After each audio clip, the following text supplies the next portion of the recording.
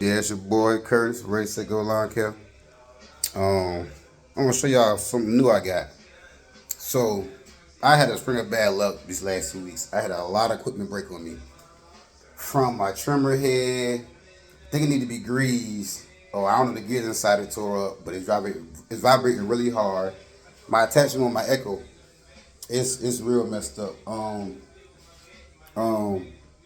Matter of fact,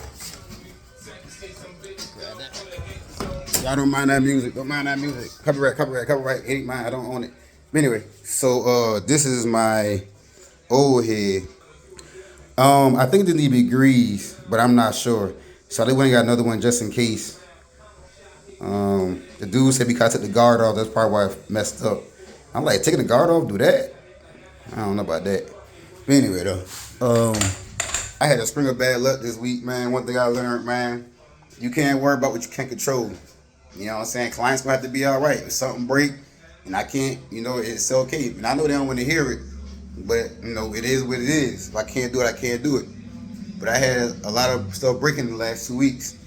So my blower went out this week, like Tuesday morning, first house. Blower go out. I'm blowed. So then I ain't had no blower. So that day I just cut that 1 yard and I be like, you know what? I'm gonna try getting tomorrow. You know what I'm saying? But I have the flexibility in my company to do that because I'm not like maxed out. So I had the flexibility to be like, okay, well I'm gonna just call it a day and I can catch them tomorrow. But I tried to do that. But that day I was like, you know what? I ain't gonna deal with it.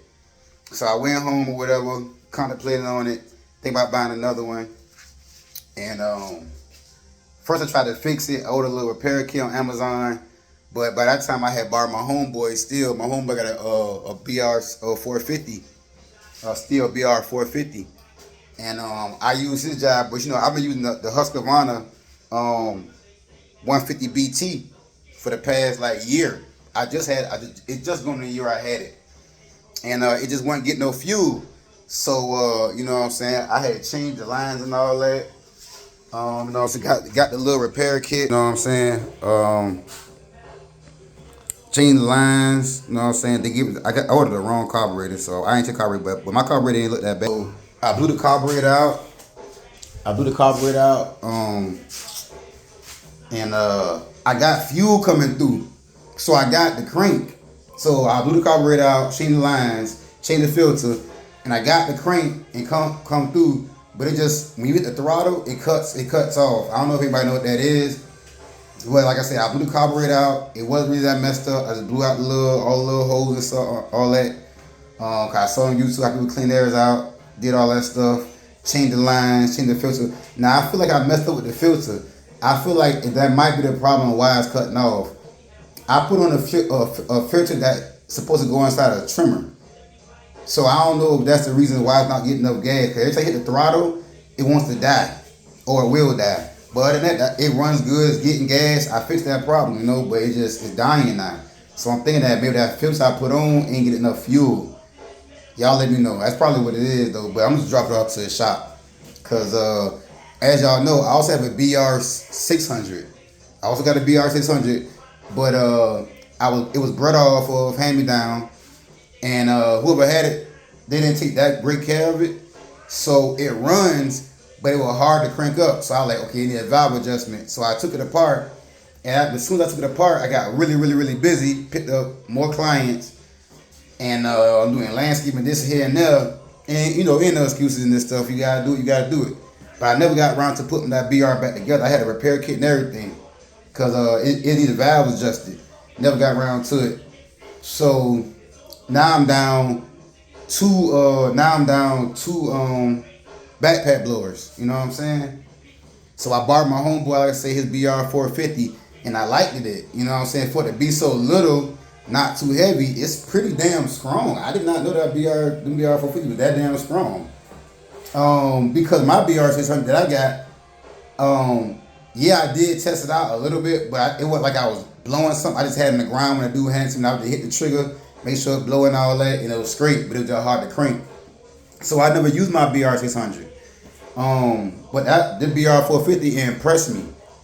So I've never been against steel, but I know most steel guys are very arrogant. They feel like steel can't go wrong. When I know plenty of people that have steel that break all the time. But anyway, though, so I won't say I was reluctant to get steel, but I just didn't want to do it because I want to go another route. I want to be that guy that's like arrogant and like steel just everything is the best. You know what I'm saying? Like, bro, anything can be the best if you take care of and maintain it. So with that being said, I'm gonna introduce Dushar to my new toy. So I got the BR 450 just like my homeboy. I was so impressed with it. I went and got my own.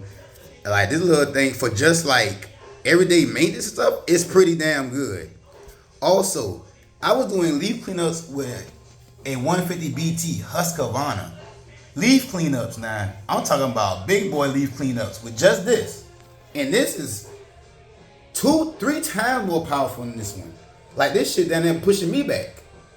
And of course, this is the BR600, you know what I'm saying? It's in pieces. So I'm gonna take it to the shop. Shop saying gonna chop it up for less than $100, put it back together, clean it up for me real good, and just about for $100. Bet. The other shop, they want $200 to fix this. Even though I don't think it's a $200 problem. So I'm trying to find somebody to fix it because I don't think it's a $200 problem, man. I got it back running myself. So why would it take them $200 to fix whatever wrong with it? I think it's just that filter. What I'm gonna do is probably try to take this filter out, take these lines back out, take the fuel back out, and I'm gonna probably put the cause I changed the lines and everything myself. Like I said, I did this all myself. You know what I'm saying? But I think I'm gonna change the filter out and put the old filter back on. Cause I think this filter just ain't letting enough fuel get inside there. That's what I really think it is. I was feel like I gotta pull this back out, take the fuel back out. But anyway, but it's a new toy, man. You know the Steel BR, man. This shit costs. I went and got it brand new from the shop, man. That shit was $500, man. Excuse my language, but it was $500 I didn't want to spend. On top of, I also had to buy another attachment head also. I also had to buy another attachment head. Because, like I say, I don't know if the attachment head is broke. The attachment head is broke or it need to be greased. But I'm about to grease it tomorrow. I don't have time today because I need to do an oil change in my zero turn. I'm at 7 hours and they say like 8-7 hours it's time to do an oil change. So I'm about to go do an oil change on that. Then I'm just doing maintenance, man, because I missed 3 days of work. I haven't been able to do anything. I had clients calling me, they're getting angry and stuff. I don't want to cut wet grass. Like, I don't cut wet grass no more. I'm not cutting wet grass. Like, I'm done with that. Like, you lose clients over cutting wet grass. You know what I'm saying? Like, I don't have time for that. They'll ask for you to cut their grass, you know what I'm saying? And then when they don't look good enough for them, then they want to get mad at you and stuff. So I'm like, no, ready, set, go policy. My company, we not cut wet grass. I get tired of fighting my equipment and all that. I gotta clean it off. And all. Man, listen, people get tired of that. But it's so crazy now, because now we have 4 trimmers now. Because this Ryby works now. That works good. And I got the 2620 rocking, you know what I'm saying? And then I got the Ego down there. And I also got my 225 in my truck. So now I have 4 trimmers. And they all can do attachments except for the Ego. Even the Ryby can do attachments. So I'm pretty good on down trimmers now. I should be good. Man, listen. I didn't have to spend $1,000. I didn't have to spend $1,000 on just getting new equipment, fixing shit, getting shit that's broken. Like, I'm gonna be honest with y'all. I ain't see a lot of profit this year. Yeah, I made some good money this year, but I ain't see a lot of profit this year. And like what all my mentors always tell me, either other people just that know about the industries, people in the zero turn shops, in the shops that repair stuff and all that, they be like, yeah, you don't see a lot of profit in your first 2 years, but they were like, you stick to it 2 years, man, you'll start seeing yourself make it. And I'm like, this year, bro, I'm blessed, you know what I'm saying? Because God, you know what I'm saying, blessed me to be able to get this stuff.